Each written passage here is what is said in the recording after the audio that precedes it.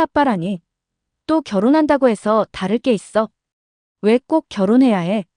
그냥 혼자 사는 게 더 낫지 않아? 게다가 왜 하필 한국 사람이야?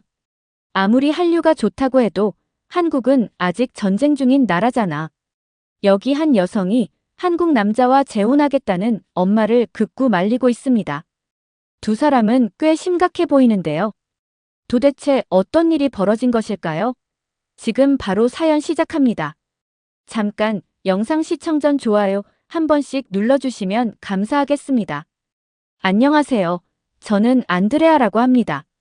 현재 한국 인천에서 한국인 남편 태훈 씨와 대학생 딸 엘리사와 함께 살고 있습니다. 제가 이렇게 한국에서 새로운 삶을 시작하게 된 데에는 참 많은 사연이 있습니다. 3년 전까지만 해도 저는 미국에서 성공적으로 호텔을 운영하고 있었어요. 하지만 지금은 미국의 삶을 모두 정리하고 이곳 한국에서 새로운 꿈을 꾸며 살아가고 있답니다. 사실 저는 태훈 씨와 재혼한 재혼 부부입니다. 태훈 씨를 만나기 전까지 저는 전 남편과의 힘든 결혼 생활로 인해 다시는 결혼하지 않겠다고 굳게 마음먹었었죠. 그때는 결혼이라는 단어조차도 듣기 싫을 정도로 마음에 깊은 상처가 남아 있었어요. 하지만 인생은 참 예기치 못한 방향으로 흘러가더군요. 태훈 씨를 처음 만난 건 그가 제 호텔에 3주 동안 머물게 되면서였습니다. 그는 아침 햇살이 잘 드는 조용한 방을 요청하며 한국에서 온 조경 디자이너로 출장 중이라고 자신을 소개했죠. 첫인상부터 차분하고 신뢰감을 주는 사람이었습니다. 태훈 씨와 첫 만남 이후로 우리는 자연스럽게 대화를 이어갔고 시간이 흐르면서 저는 그의 진심과 따뜻함에 점점 마음이 열리기 시작했습니다. 태훈 씨와 함께 있으면 제 마음속 상처가 점차 치유되는 것 같았거든요. 결국 저는 더 행복해지고 싶다는 생각에 결혼을 결심했고 한국에서 새로운 시작을 하기로 했습니다. 하지만 재혼은 쉽지 않았습니다.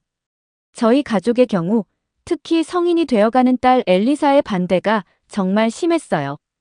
엘리사는 전 남편과의 이혼 후 오랜 세월 동안 저와 단둘이 지내며 서로에게 의지해왔던 딸이라 누군가가 우리의 삶에 들어오는 걸 받아들이기 힘들어했죠. 그녀는 엄마는 이미 한 번 상처받았잖아. 왜 또 위험을 감수하려고 해? 라며 눈물로 저를 설득하려 했습니다. 제가 엘리사에게 한국 남자와 재혼하겠다고 이야기했을 때 딸은 크게 반발했습니다. 새 아빠가 생긴다는 사실 자체를 받아들이기 힘들었던 딸은 극단적으로 집을 나가버리겠다는 협박까지 이어갔습니다. 사실 엘리사의 입장을 이해하지 못한 것은 아닙니다. 저도 어린 시절 비슷한 상실감과 혼란을 경험한 적이 있으니까요. 제가 어린 시절 대부분을 엄마와 단둘이 살며 보냈습니다. 우리 가족은 한때 미국에서 꽤 안정적인 중산층의 삶을 살고 있었어요. 하지만 어느 날 아빠가 갑작스러운 교통사고로 세상을 떠나시면서 모든 것이 달라졌죠. 그날의 충격은 말로 표현할 수 없을 정도였어요. 엄마는 며칠, 아니 몇 달 동안 마치 세상이 멈춘 것처럼 망연자실한 상태로 지내셨어요. 그러던 중 외할머니가 우리 곁으로 오셔서 엄마를 도와주셨고 그제야 엄마는 겨우 마음을 추스르며 다시 일상으로 돌아오실 수 있었습니다. 그때부터 엄마와 저는 서로를 의지하며 살았습니다. 엄마는 이제 남은 가족은 너 하나뿐이라며 저를 더 애지중지하며 키우셨어요. 힘들어도 내색하지 않으시고 오히려 저에게 더 좋은 환경을 만들어주기 위해 노력하셨죠. 엄마는 저를 위해 작은 호텔을 운영하시며 교육만큼은 절대 타협하지 않으셨어요. 가끔은 내가 받은 사랑이 너무 커서 오히려 짐이 될 정도였다고 느낄 만큼 엄마는 모든 걸 저에게 쏟아부으셨습니다. 특히 기억나는 것은 제가 고등학생이 되었을 때 있었던 일입니다. 친구들이 최신 전자기기를 사달라고 졸라댈 때 저는 그저 무리 없이 학비를 낼 수 있으면 감사할 따름이었어요. 그런데 어느 날 엄마가 아무 말 없이 새 노트북을 사들고 오셨습니다. 공부를 잘하려면 도구도 좋아야 해라며 환하게 웃으시는 엄마의 얼굴을 보는데 그 노트북의 가격보다 엄마의 노력이 얼마나 컸을지 알 것 같아 울컥했던 기억이 있습니다. 엄마의 인생 목표는 항상 명확했어요. 바로 제가 좋은 사람을 만나 안정적인 가정을 꾸리는 것이었죠.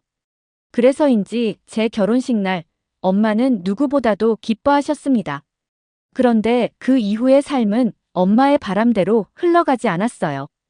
이혼이라는 선택을 했을 때 저는 엄마에게 또 다른 아픔을 안겨드린 것만 같아 오랜 시간 죄책감을 느꼈습니다. 하지만 그 결정을 후회하지는 않았습니다. 전 남편과의 결혼 생활은 겉으로는 완벽해 보였지만 그 안은 완전히 망가져 있었습니다. 전 남편은 유능한 사람이었어요. 그는 직장에서 인정받는 인재였고 사회적으로도 존경받는 사람이었습니다. 사람들은 그를 칭찬하며 진정한 리더라고 말하곤 했습니다. 결혼 초반에는 저도 그런 그를 존경했고 그의 일에 자부심을 느끼며 저희 가정이 성공적인 삶을 살게 될 거라고 믿었어요. 하지만 결혼 생활이 이어질수록 그의 진짜 모습이 서서히 드러나기 시작했습니다. 집에 돌아온 그는 완전히 다른 사람이었습니다. 작은 실수에도 화를 내며 폭언을 퍼부었고 때로는 그 화가 폭력으로 이어지기도 했어요. 그가 저를 밀쳐 넘어뜨렸던 날, 저는 처음으로 무서움보다 분노를 느꼈습니다. 밖에서는 그렇게도 완벽한 사람처럼 행동하는데 왜 집에서는 이렇게 다른 모습일까? 라는 생각이 머릿속을 떠나지 않았습니다. 그의 폭언은 특히 잔인했습니다. 너는 아무것도 할 줄 모르는 여자야. 내가 없으면 너는 아무것도 못할 거야. 라는 말로 제 자존감을 갈갈이 찢어놓았죠. 그 말들은 단순한 말싸움의 수준을 넘어 제 존재 자체를 부정하는 것처럼 느껴졌습니다. 하지만 저는 딸 엘리사를 생각하며 참고 또 참았습니다. 아이에게 완전한 가정을 주고 싶었으니까요. 하지만 그의 외도가 밝혀졌을 때 모든 인내심은 바닥났습니다. 그의 회사 동료와의 부적절한 관계를 알게 된 날, 저는 모든 것이 끝났음을 직감했습니다. 더 이상 이 관계를 유지할 이유도 가치도 없다는 생각이 들었어요.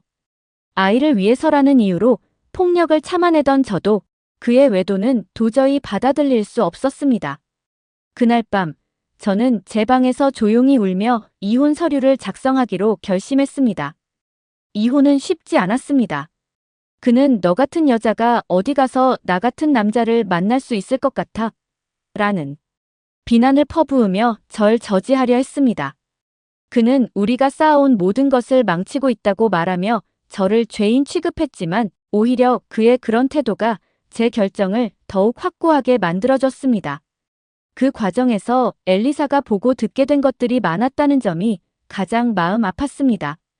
그녀에게 이런 상처를 남기고 싶지 않았지만 동시에 더 이상 잘못된 결혼 생활을 유지하는 것이 딸에게도 좋지 않다는 사실을 깨달았어요. 저는 딸에게 떳떳한 엄마가 되고 싶었습니다. 스스로를 지킬 줄 아는 사람이라는 걸 보여주고 싶었어요. 남편과 이혼 후 갈 곳이 없었던 저는 결국 엘리사를 데리고 엄마 집으로 향했습니다. 그때의 심정은 지금도 생생히 기억나요. 짐가방을 한가득 들고 엄마 집 대문 앞에 서서 초인종을 누르던 순간 제 손은 떨리고 있었습니다. 한편으로는 엄마가 대문을 열어주지 않으실 수도 있다는 두려움에 또 한편으로는 내가 이렇게 무너진 모습을 보여드리는 게 죄송하고 부끄러웠습니다. 하지만 그 상황에서 저는 다른 선택지가 없었어요. 이혼 사유를 엄마에게 솔직히 말씀드릴 용기는 끝내 나지 않았습니다. 엄마가 얼마나 실망하실지 너무 뻔히 보였으니까요. 대신 이렇게 말할 계획을 세웠습니다. 엄마, 일자리 구할 때까지만 머물게 해주세요. 제가 집안일이라도 다 하겠습니다. 이 다짐을 되뇌며 배를 눌렀을 때 제 마음은 이미 바닥까지 가라앉아 있었습니다. 대문이 열리고 엄마가 나오셨을 때 저는 고개를 들 수가 없었습니다. 가방을 내려놓는 순간부터 엄마를 똑바로 쳐다보는 게 너무 어려웠어요. 하지만 문틈 사이로 보이는 엄마의 모습은 여전히 선명합니다. 저와 엘리사를 마당에서 가만히 바라보시던 엄마는 처음엔 아무 말 없이 서 계셨습니다. 저도 말문을 열지 못한 채 가슴이 철렁 내려앉은 것 같았죠. 엄마가 대문을 다시 닫으실까봐 두려움이 엄습했습니다. 그러다 엄마는 이내 무언가를 결심하신 듯 천천히 대문을 열어주셨어요. 그 순간 저는 눈물이 왈칵 쏟아질 것만 같았어요. 엄마는 제 눈을 마주치지 않으시고는 한숨을 쉬며 밥은 먹었니? 들어오라는 짧은 말을 하셨습니다. 그 말을 듣는 순간 저는 더 이상 버틸 수가 없었습니다. 그 자리에서 그대로 땅에 주저앉아 울음을 터뜨리고 말았죠. 엘리사는 옆에서 제가 우는 모습을 보고 멍하니 서 있었지만 어린 나름의 불안한 표정이 엿보였습니다. 그날의 감정은 살면서 느꼈던 어떤 순간보다도 복잡했습니다. 한편으로는 엄마가 우리를 받아주셨다는 안도감, 또 한편으로는 그렇게 약한 모습으로 엄마 앞에 서 있다는 부끄러움과 죄송스러움. 하지만 무엇보다 엄마가 아무 조건 없이 우리를 안아주셨다는 사실에 저는 그날 얼마나 많이 울었는지 모릅니다. 마치 모든 것이 한꺼번에 무너져 내리는 기분이었어요. 그날 밤 엄마는 아무것도 묻지 않으셨어요. 그저 저와 엘리사를 방으로 데려가 이불을 덮어주셨습니다. 그리고 저는 곧바로 어머니가 운영하시던 호텔로 나가 모든 운영을 도맡아 하기 시작했습니다. 경제적으로 큰 문제는 없었지만 엄마는 이미 건강이 많이 악화된 상태였고 엘리사를 키우기 위해선 저 스스로 더 강해져야만 했습니다. 호텔 경영은 제게 익숙하지 않은 일이었지만 엄마의 노력이 깃든 사업을 지키고 싶었고 엘리사에게 안정적인 환경을 제공하고 싶었기에 열심히 배우고 노력했습니다. 하지만 제 마음 한구석엔 늘 죄책감이 자리 잡고 있었습니다. 엘리사는 제가 바쁜 탓에 자주 혼자 있어야 했고 부모의 손길 대신 타인의 손길에 의존하며 자랐습니다. 어린아이로서는 이해할 수 없는 상황이었겠죠. 그런 환경 속에서 엘리사는 점점 방어적인 성격을 가지게 되었고 사춘기가 되면서 예민함은 더해갔습니다. 제가 더 많은 시간을 함께 보내주지 못했던 게 늘 마음에 걸렸습니다. 그렇게 엘리사가 성인이 될 때까지 저는 단 하루도 쉬지 않고 호텔 사업을 키워나갔습니다.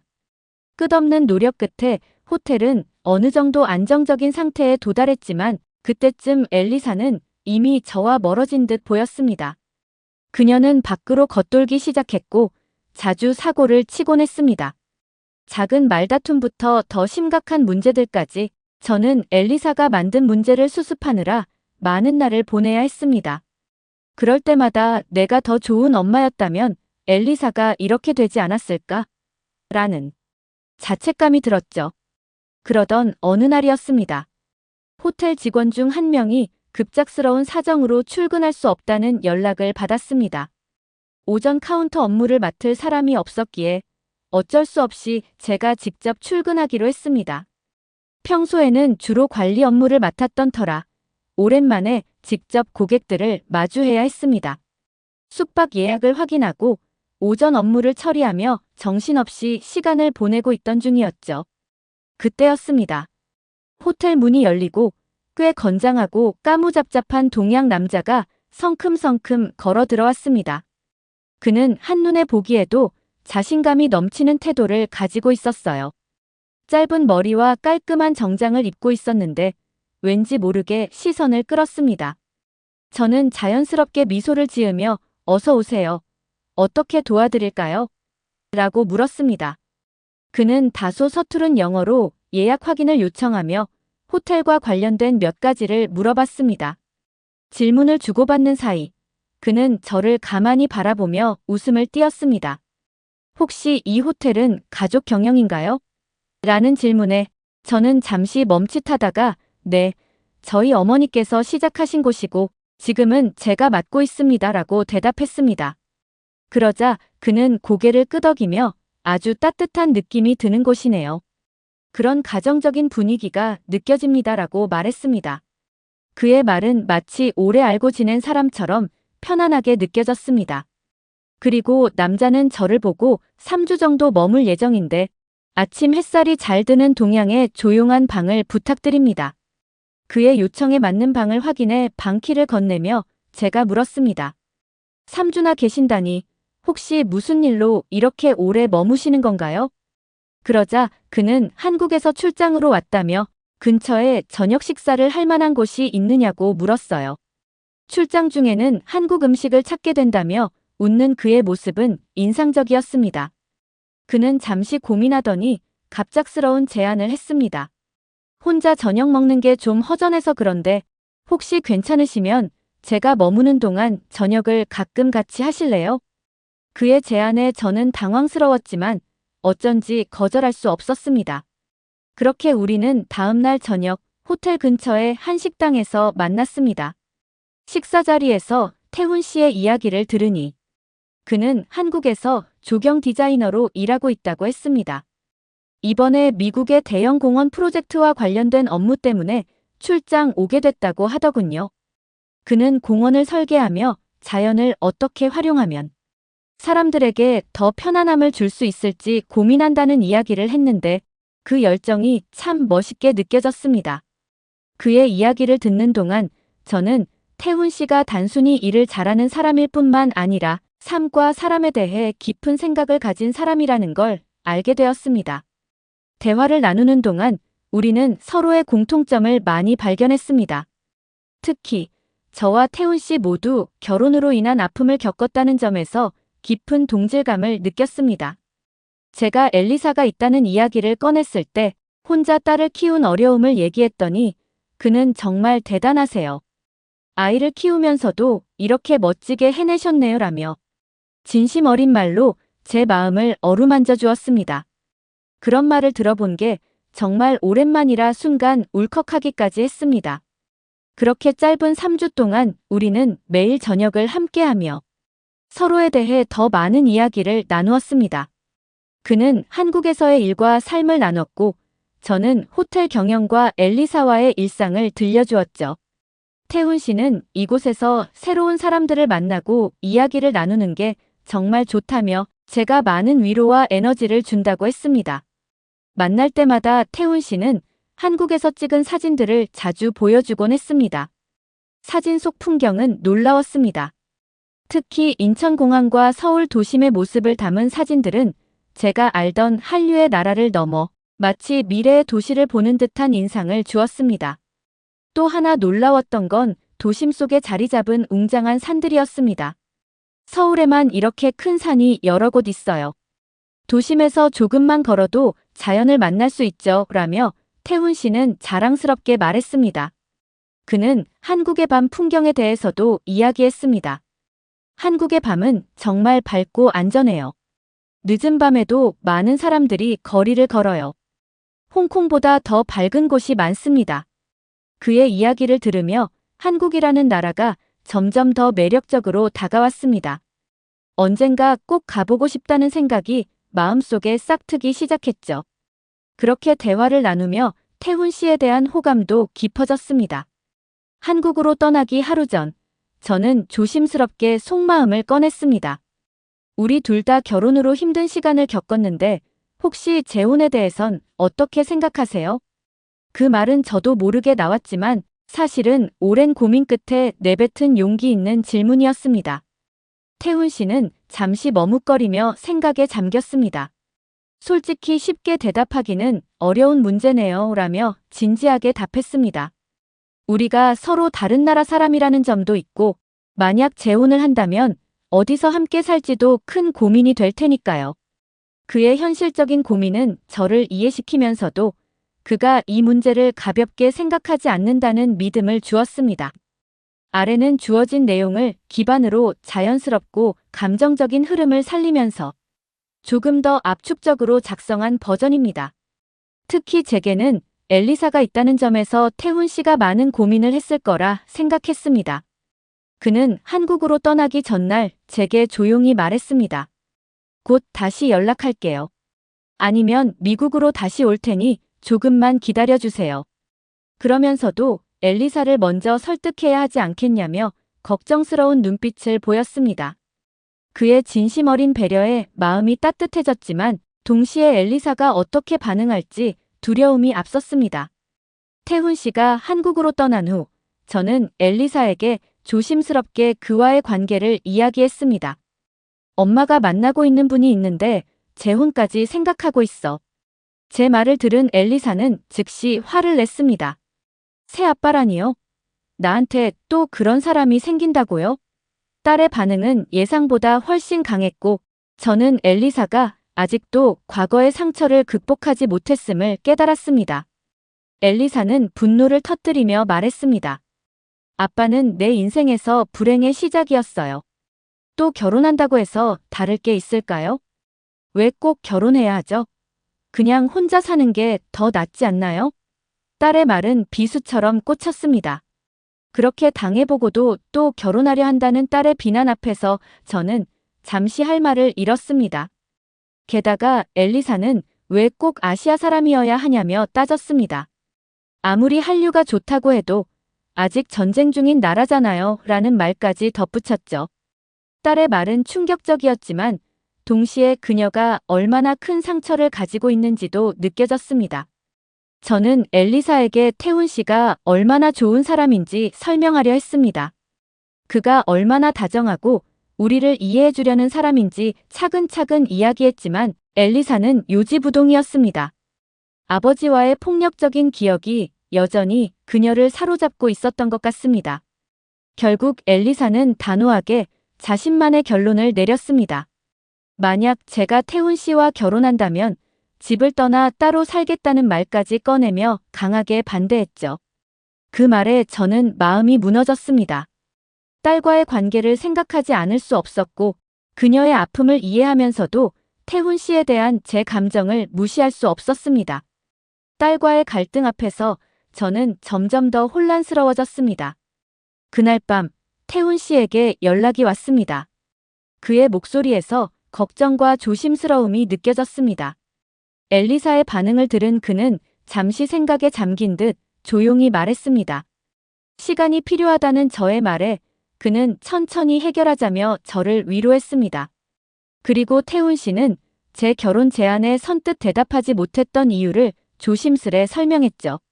미안하다며 우리 둘의 관계보다도 엘리사의 벽이 더 큰 문제일 것 같아. 시간을 두고 생각해봤다고 했습니다. 그러면서도 앞으로 함께 노력하며 즐겁게 살아보자고 다정하게 말했어요. 그의 말에 저는 그동안 눌러왔던 감정이 한꺼번에 쏟아졌습니다. 엘리사가 재혼을 너무 싫어해서 정말 힘들어요라는 말과 함께 참아왔던 울음을 터뜨렸습니다. 태훈 씨는 제 이야기를 한참 들은 뒤 잠시 생각에 잠겼습니다. 그리고는 조용히 말했습니다. 그렇다면 엘리사와 함께 한국에 와보는 건 어때? 직접 한국도 보고 제가 일하는 곳도 보여주고 그러면서 엘리사에게 마음의 준비를 할 시간을 주는 건 어떨까? 그의 제안은 구체적이었고 엘리사를 설득하기 위한 좋은 기회처럼 느껴졌습니다. 며칠 뒤 저는 엘리사에게 재혼에 대한 이야기는 하지 않고 한국 여행을 제안했습니다. 우리 둘이 잠깐 한국에 다녀오는 건 어떨까? 여행도 하고 공연도 보고 내가 아는 분도 한번 만나볼 수 있을 거야. 태훈 씨에 대한 이야기를 아주 가볍게 덧붙이며 그녀의 반응을 살폈습니다. 여행을 핑계 삼아 딸에게 태훈 씨를 보여줄 기회가 생겼다는 생각에 조금은 안도했지만 여전히 엘리사가 어떻게 받아들일지에 대한 걱정은 남아 있었습니다. 그리고 저는 엘리사에게 솔직히 말했습니다. 너가 정말 싫다면 엄마는 재혼 생각을 접을게. 내 마음이 제일 중요하니까. 그렇게 말하면서도 마음 한구석이 무거웠습니다. 엘리사는 아무 말 없이 제 표정을 가만히 바라보더니 고개를 살짝 돌렸습니다. 뭔가 복잡한 마음인 게 느껴졌지만 일단은 더 이상의 대화를 미루기로 했습니다. 그로부터 약 3주 뒤 태훈 씨와 계획한 날짜에 맞춰 엘리사와 함께 처음으로 한국에 도착했습니다. 인천공항에 발을 디디자마자 엘리사는 입을 다물지 못하고 주변을 두리번거리기 시작했어요. 엄마, 여긴 진짜 다른 세상이야 라며 탄성을 내뱉더군요. 익숙한 동양의 분위기 속에서도 세련되고 정돈된 풍경은 그녀에게 작은 충격이었던 것 같았습니다. 공항의 깔끔한 시스템과 화려한 시설을 보며 감탄하는 모습에 저도 모르게 웃음이 났습니다. 태훈 씨는 바쁜 업무 일정으로 바로 만나지 못했지만 우리 첫 일정은 미리 철저히 준비돼 있었습니다. 엘리사가 좋아할 만한 활동을 준비했거든요. 바로 서울의 한 콘서트장에서 K-팝 공연을 보는 것이었죠. 태훈 씨가 예매해둔 티켓을 건네주며 말했을 때 엘리사는 눈이 커지더니 당황한 듯 말했습니다. 엄마, 나 K-팝 그렇게 잘 아는 거 아니야. 그래도 표정을 보니 흥미가 전혀 없는 건 아니었어요. 공연이 시작되자 엘리사는 완전히 다른 사람이 됐습니다. 화려한 조명, 열정 넘치는 무대, 그리고 함께 환호하는 관객들의 에너지 속에서 그녀는 금세 몰입했죠. 어느새 엘리사는 손을 흔들고 리듬을 타며 누구보다 즐겁게 공연을 만끽하고 있었습니다. 공연이 끝나고 나서 그녀는 환하게 웃으며 말했습니다. 안 왔으면 진짜 후회할 뻔했어. 너무 재밌었어, 엄마. 그날 오랜만에 순수하게 즐거워하는 엘리사의 모습을 보며 마음이 뭉클했습니다. 엘리사는 콘서트장에서 한국의 모습을 새롭게 느끼는 듯 했어요. 공연장에 모인 수많은 사람들이 질서를 유지하며 즐겁게 공연을 관람하는 모습이 그녀에게 깊은 인상을 남겼죠. 바닥에 쓰레기 하나 없는 깨끗한 환경과 누구도 물건을 잃어버릴 걱정을 하지 않는 분위기 속에서 딸은 연신 고개를 끄덕였습니다. 한국 사람들은 정말 대단하네 라는 말이 저절로 나오는 것 같았어요. 화려한 무대와 관객들의 열정적인 반응에 금세 빠져든 엘리사의 모습을 보니 저 역시 흐뭇했습니다. 다음 날 우리는 태훈 씨가 일하는 공원 조경 프로젝트 현장을 방문했습니다. 넓게 펼쳐진 공원의 설계도와 도심과 자연을 연결하는 섬세한 작업을 직접 보며 엘리사는 태훈 씨의 일이 얼마나 중요한지 알게 된 것 같았습니다. 조경 디자이너로서의 그의 열정과 성실함은 단순히 아름다움을 만드는데 그치지 않았어요. 그는 사람들이 편안하게 쉴 수 있는 공간을 제공하는 일에 진심을 담고 있었죠. 엘리사는 공원 한가운데에서 잠시 서 있더니 조경 작업이 완성된 모습을 상상하는 듯 보였습니다. 아마도 그 순간 태훈 씨의 일을 단순히 직업이 아니라 사람들에게 행복을 주는 일로 이해하기 시작했던 것 같아요. 딸의 얼굴에서 처음보다 훨씬 부드러운 표정을 읽을 수 있었습니다. 그날 저녁 우리는 태훈 씨가 사는 아파트로 이동했습니다. 아파트 단지 안에 있는 정원이 특히 인상적이었는데 태훈 씨가 설계에 참여한 곳이라는 이야기를 듣자 엘리사는 와, 여긴 정말 예쁘다라며 감탄했습니다.